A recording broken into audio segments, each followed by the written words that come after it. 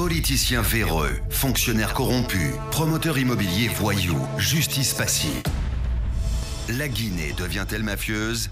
Les grandes gueules d'Adafo Média ne lavent pas plus blanc, mais vous permettent de défendre votre pays en vous informant. Avec les grandes gueules d'Adafo Média, dénoncez les turpitudes, nous garantissons le secret des sources. Envoyez vos documents à espacefmguinée.info, rubrique Contact. Les grandes gueules d'Adafo Média ou le socle de la liberté d'expression en Guinée. Encore quelques minutes à passer ensemble, mesdames et messieurs.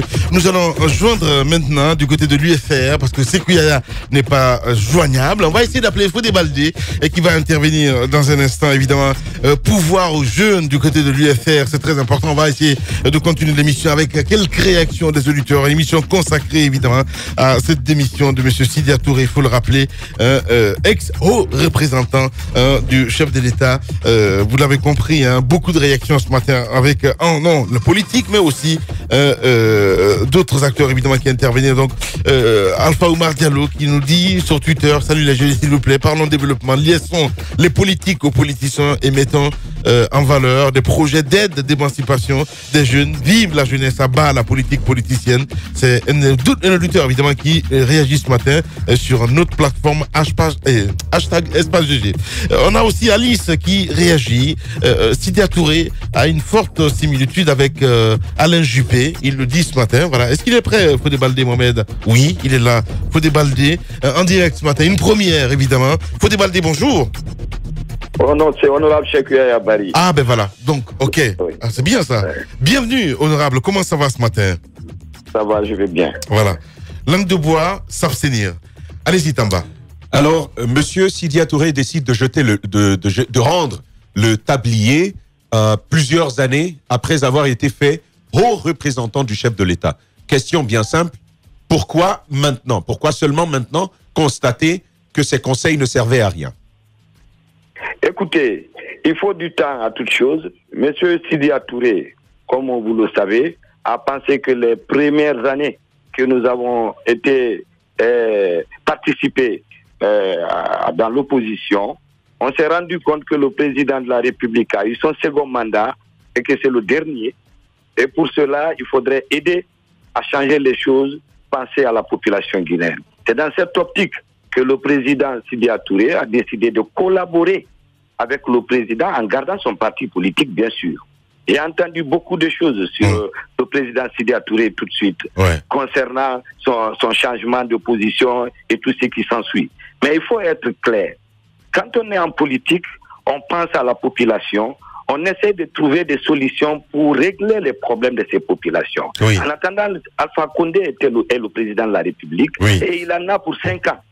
Sauf si la population se soulève contre lui pour le changer. Mais à défaut de ça, il est le président de la République et il est le président de tous les Guinéens. C'est en ce sens que le président Sidia Touré, sa qualité d'économiste, d'homme et un administrateur fin. On peut même se reposer aujourd'hui la question entre le président Sidia Touré, donc le leader de votre parti, et le président Alpha Condé, qui a finalement demandé cette collaboration. Vous dites quoi? J'ai pas bien entendu. Qui a demandé Qui de Sidia et d'Alpha Condé a finalement demandé cette collaboration qui n'a rien donné? Écoutez, c'est le président Alpha Condé, sachant bien qu'il est dans son second et dernier mandat, a estimé que l'expérience et la qualité de Sidia Touré pourraient l'aider à changer des choses. Mais, vous savez, comme a dit Ahmed Kamara, Ahmed tout de suite, les faucons autour du président, qui ne veulent pas faire en sorte que les choses... ça, c'est une excuse... influencé par cela, peut influencer par cela, à empêcher d'accepter les propositions faites par le président Sidia Touré, notamment dans l'agriculture, mais aussi dans l'électricité. Il a donné des possibilités au président de la République à changer les choses, notamment en Haute-Guinée, à changer les choses en matière d'agriculture et à penser cela. Honorable. On sait très bien, honorable Sekuyaya, que la mésentente entre le président Sidia Touré et le président de la République ne date pas de maintenant. C'est un fait qui est connu depuis il y a très, très longtemps. Est-ce que vous donnez finalement raison à ceux qui pensent que cette démission aurait pu intervenir un peu plus tôt, mais au contraire, on a un peu forcé la collaboration et on s'est rendu compte que finalement la pipe est cassée, faut partir. Écoutez, quand on parle de la République, on ne parle pas des individus, on ne parle pas des hommes. Le président Sidya Touré est un homme d'État. C'est pas parce qu'on s'oppose à deux que physiquement ou que nos idées ne concordent pas. Si l'intérêt du pays est en jeu, on ne peut pas se retrouver et parler, voir comment régler le problème de l'ensemble des Guinéens. D'accord. En fait, honorable, l'intérêt du pays, Sidya Touré, cadre, tout ça, c'est connu. Ce sont des expressions bien faites. L'UFR avait besoin de se refaire sa santé. S'il vous plaît, l'UFR avait besoin de se refaire sa santé politique. On sait que votre parti est mal sorti. Après 2010, il fallait faire la drague à toute la grande communauté de la Haute-Guinée. C'était ça le calcul. Mais à la fin, est-ce qu'on peut dire que 3 années passées auprès du président de la République pour rien? Si j'ai pas compris la question. Alors, j'ai envie de vous poser la question à vous. Finalement, 3 ans à passer auprès du président de la République, ça a servi à quoi? Écoutez, à essayer de faire comprendre au président, malheureusement, qui n'a pas très bien écouté. À essayer.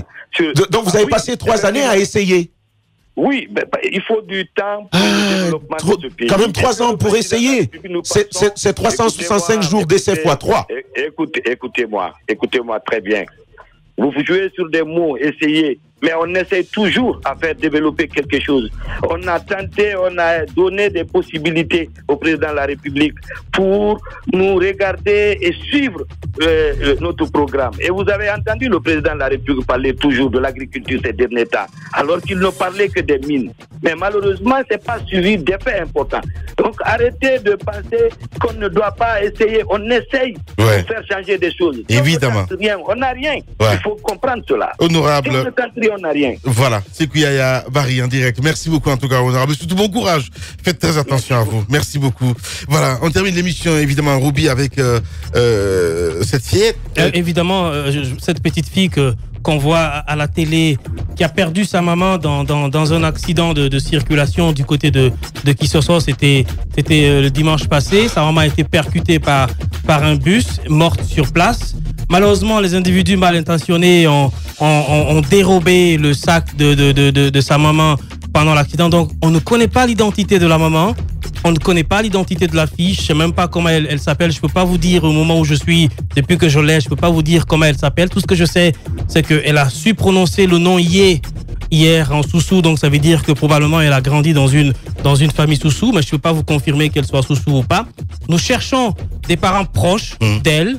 Sa maman est à la morgue du côté de Ignace Dine. Son corps, il sera gardé pendant 8 jours, le temps de voir s'il y a un proche d'elle qui peut se présenter. Donc, cet enfant, nous l'avons. Nous ne connaissons ni aucun membre. C'est avec beaucoup d'émotion que je vous le dis. Hein. Nous n'avons aucune information sur elle. Et là, pour toute personne qui peut nous aider à retrouver, que ce soit une tante proche ou un oncle, ou je ne sais pas moi, un proche de cette petite fille qui d'ailleurs est blessée. Vous constatez que lors de l'accident, lorsque le bus percutait sa maman, elle a jeté l'enfant pour la protéger du choc. Donc l'enfant a eu des commotions au niveau de l'œil droit et des lèvres. Elle a subi un examen, ça va. Pour l'instant, nous recherchons ses parents proches. Voilà, et il faut quand même dire quelque chose d'important. À Ignace Dine, il ne faut pas juste dire on attend 8 jours. Il faut donner plus de jours jusqu'à ce que l'on puisse connaître l'identité de la mère. Mais il faut faire l'effort quand même pour ça. Ignace Dine doit faire l'effort parce que cette fille a besoin de famille, elle a besoin de retrouver son milieu familial. Si ce n'est pas le cas, n'allez pas nous inventer un truc 8 jours, non. Autant que cela sera nécessaire, il va falloir garder ce corps pour savoir qui était cette dame qui l'habitait.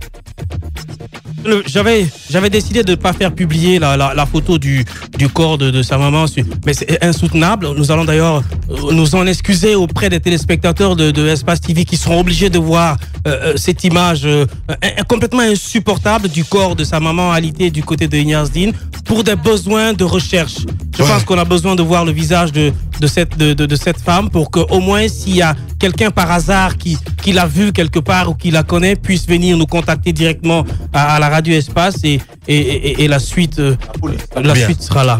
Merci à vous tous à l'international. Grand merci à nos réalisateurs. Mohamed Diaby était là. Merci à Ibrahim Assouri Souma, à tous nos techniciens en région. Dans un instant, les infos sur Espace TV avec la rédaction et sur Radio Espace. C'est la musique avec Arnaud Bécher. Prenez soin de vous. Au revoir.